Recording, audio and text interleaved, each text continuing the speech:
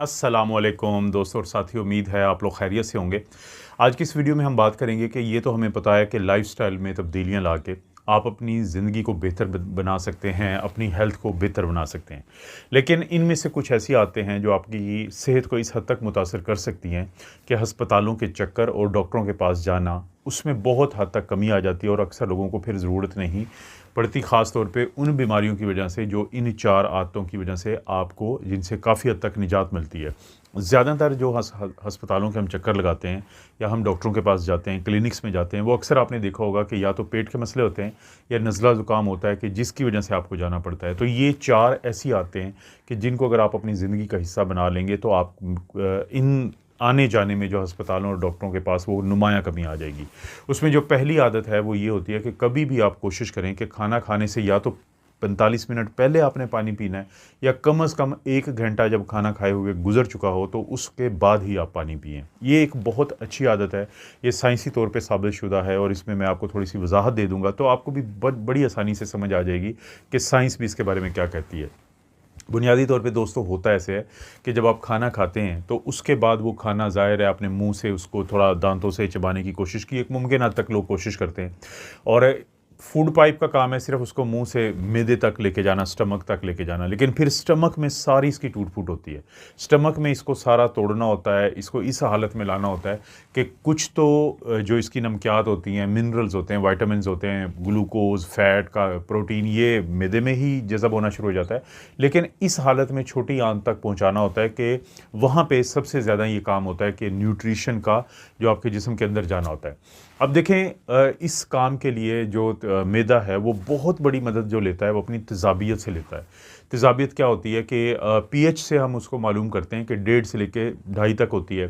तो ये वो पीएच है जो बताती है आपको कि बहुत ज़्यादा माहौल तेज़ाबी है। जब ये तेज़ाबी माहौल होता है तो इसकी वजह क्या होती है? इसकी वजह ये होती है कि जो खुराक को तोड़ना होता है या उसको छोटे-छोटे टुकड़ों में या ऐसी माइक्रो लेवल पे लाना होता है मैक्रो से कि जहाँ के बाद आपकी आंतों के लिए आसान होता है इसको अपने अंदर जज़ब करना, तो वो मुमकिन हो पाता है इस तेज़ाबियत की वजह से। अब तेज़ाबियत इसकी ज़्यादा है, पीएच कम होती है, ये एक दूसरे का मुखालिफ होती हैं पीएच और तेज़ाबियत। इसके मुकाबले में जो पानी होता है उसकी तेज़ाबियत नॉर्मल होती है, यानी कि वो 7 के करीब होती है। अब आप क्या करते हैं कि आपने खाना खाया, मैदे के अंदर वो खुराक पहुंची, वहाँ पे एक माहौल है तेज़ाबियत का, वो तेज़ाबियत अपना काम शुरू करने लगती है। आप लेकिन इस दौरान एक गलती कर देते हैं। आप क्या करते हैं कि या तो खाने के दो साथ ही आप पानी पी रहे होते हैं या फिर खाने के फ़ौरी बाद आप पानी पी रहे होते हैं। अब गलती आपने ये की होती है कि या तो आप 45 मिनट पहले, कम से कम 45 यानी आप घंटा पहले पी लें 2-4 गिलास और फिर आपको ताकि खाने के दौरान प्यास ना लगे। लेकिन जब आप खाने के दौरान पिएँगे तो आप उस तेज़ाबियत को कम कर देंगे जो बुनियादी तौर पे ये काम करती है कि आपके खाने को टूट-फूट के बाद उस हालत में लाने कि आपको वो जज़ब हो जाए।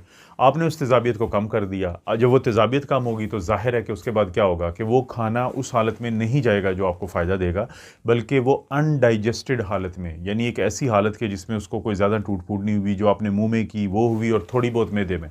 तो वहाँ पे उस हालत में जब वो आगे जाएगा, तो आंतों में तो वो कोई ऐसा प्रोसेस है नहीं कि वो इस हद तक टूट-फूट कर सके, तो आपका जो खाना होता है, फ़ायदा तो उससे क्या मिलना है, वो खाना फिर सड़ना शुरू हो जाता है। कभी आप गौर करें कि एक खाना जिसको आप इतनी रुग़बत से खाते हैं, एक खाना जो आपका को इतना पसंद होता है, लेकिन अगर आप उसको पड़ा रहने दें, तो दूसरे-तीसरे दिन आपको उसको फेंकना पड़ता है। लेकिन जब वही खाना जाके स्टे कर जाएगा आपकी आंतों में, तो वहाँ पे भी वो उसी तरह से गले सड़ेगा। आपको जो ब्लोटिंग होगी, यानी आपको तेज़ाबियत होगी, मैदे में ग और पेट में गैस होगी, अफारा होगा, डकारें आएँगी और मतली होगी और खाना आपका जो ऐसे लगेगा कि जैसे आपने खाया था वो इधर ही पड़ा है, फिर आपको कब्ज़ जैसा मसला होगा। यानी वो तमाम मसाइल होंगे मैदे के और आंतों के और पेट के कि जिसकी वजह से आप अस्पतालों के चक्कर लगाते हैं और डॉक्टर के पास जाते हैं। तो इसलिए एक तो कभी भी ये कोशिश हमेशा ये ज़हन में रखें कि आपने या 45 मिनट कम से कम खाना खाने से पहले पानी पिएँ या 1 घंटा गुज़र चुका हो तो क्योंकि 1 घंटे के बाद खाना वहाँ से टूट-फूट का शिकार होके आगे गुज़र जाता है, तो आप पानी भी पी लेंगे तो इतना उससे नुकसान नहीं होगा। एक तो ये करना है। दूसरा, आप एक और काम किया करें कि पानी को हमेशा ना घूँट-घूँट लेके पिया करें। यानी लोग क्या करते हैं कि एक ही वक़्त में वो फ़ौरी तौर पे पीते हैं, वो भी पिएँगे आप। वो एक चौथी आदत मैं जब आपको बताऊँगा, तीसरी चौथी, तो उस वक़्त आपको समझ आ जाएगी कि उसका भी फ़ायदा है। लेकिन अक्सर टाइम पे आप कोशिश करें कि पानी को एक ही वक़्त में पीने की बजाय थोड़े-थोड़े सिप्स लें, घूँट लेके पिएँ, जैसे आप चाय-कॉफ़ी पीते हैं। क्योंकि इस पानी को हमने अपने जिस्म का हिस्सा बनाना है। अगर आप इसको ड्रेन में डाल देंगे, जो आपकी मुंह से शुरू होके आपके आंतों के नीचे तक जाती है, तो वो इतनी तेज़ी से गुजरेगा कि उसको वो हमारे जिस्म का हिस्सा ज़्यादा नहीं बन पाएगा। तो अपने जिस्म का हिस्सा बनाने के लिए पानी को, जो आपका जिस्म का 70% से ज़्यादा जो मुश्तमिल होता है, और आपके जिस्म का कोई ऑर्गन ऐसा नहीं है, कोई उज़्व ऐसा नहीं है, कोई सेल ऐसा नहीं है, कोई खून की नाली ऐसी नहीं है कि जिसका इन्हिसार पानी पे ना हो। तो जिसका पे इतना ज़्यादा इन्हिसार है, तो उस पानी को फिर आहिस्ता-आहिस्ता जब आप पीते हैं, घूँट लेके आप पीते हैं, तो स्लोली पीते हैं, तो वो आपके जिस्म का हिस्सा बनता है और आपको वो नेगेटिव इफ़ेक्ट नहीं डालता। एक ख़ास इफ़ेक्ट हमें चाहिए, जो हम आगे बात करेंगे। तो उस सूरत में आप घूँट ना भी लेके पिएँ तो गुज़ारा हो जाएगा। इसके बाद बारी आती है कि मुमकिन हद तक आप कोशिश करें कि ठंडा पानी ना पिएँ। देखिए, अब तो सर्दियाँ हैं, तो गर्म पानी तो अब वैसे आपको नीम गर्म पानी पीना चाहिए, लेकिन गर्मियों में भी कोशिश करें कि ये जो बर्फ़ वाला पानी होता है, फ्रिज से आप पानी पीते हैं, तो आप उससे बचें। कोई और कुदरती तरीके से जो ठंडे होते हैं, तो उससे तो आप पी लें, लेकिन ठंडा पानी मत पिएँ, क्योंकि देखें, ठंडा पानी पीने का जो सबसे बड़ा नुकसान होता है कि आपके जिस्म के टेम्परेचर के साथ उसकी कंपैटिबिलिटी नहीं होती, उसकी यानी कि मुआफ़िकपन नहीं होता। हमारे जिस्म का जो टेम्परेचर है वो 37 डिग्री सेंटीग्रेड है। जब आप ठंडा पानी पीते हैं, तो हमारा जो जिस्म है, पहले तो मैदे में जाके एक तो अपना तो नेगेटिव इफ़ेक्ट डालता ही है, क्योंकि मैदे में सिर्फ तेज़ाबियत नहीं होती, गर्माइश भी होती है, जो वहाँ के माहौल को और आपकी खुराक के हाज़मे के लिए और बाकी चीज़ों के लिए पैदा की गई होती है। एक तो उसको आप डिस्टर्ब करते हैं, और दूसरा फिर आपका जिस्म उस पानी को जो ठंडा था उसको अपने तक लाने के लिए अपनी एनर्जी को ज़ाया करता है, अपनी हीट को ज़ाया करता है।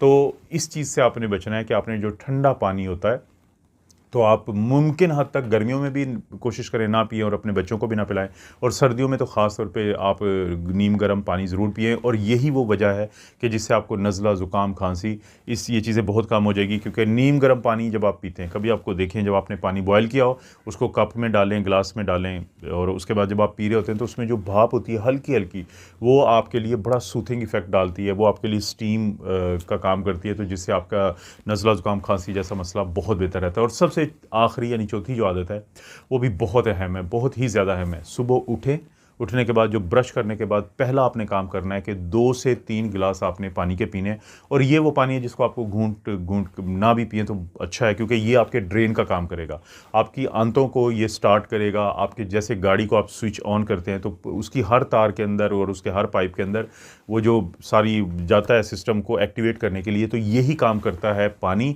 सुबह पानी के 2 से 3 गिलास पिएँ, उससे आपका जो आंतें हैं उनकी सफाई होती है, जिस्म सर्कुलेशन बेहतर हो जाती है, ब्रेन की एक्टिविटी बेहतर हो जाती है, आपका जिस्म जो है वो फील करता है कि उसको स्टार्ट कर दिया गया है। तो ये वो 4 आते हैं जो अगर आप अपना लेंगे, तो आपको बहुत हद तक डॉक्टरों से और अस्पतालों से निजात मिली रहेगी। आपको पता है मैं इस तरह की वीडियोस बनाता रहता हूँ। वीडियो को लाइक करें, चैनल को सब्सक्राइब करें। कोई भी वीडियो अच्छी लगती है तो दोस्तों, रिश्तेदारों से शेयर करने के लिए नीचे ऑप्शन उसको ज़रूर इस्तेमाल करें। आप अपना और अपनी फैमिली का ख्याल रखें। अल्लाह ताला आपको और आपकी फैमिली को हर किस्म की बुराई, बीमारी और आजमाइश से महफूज रखे।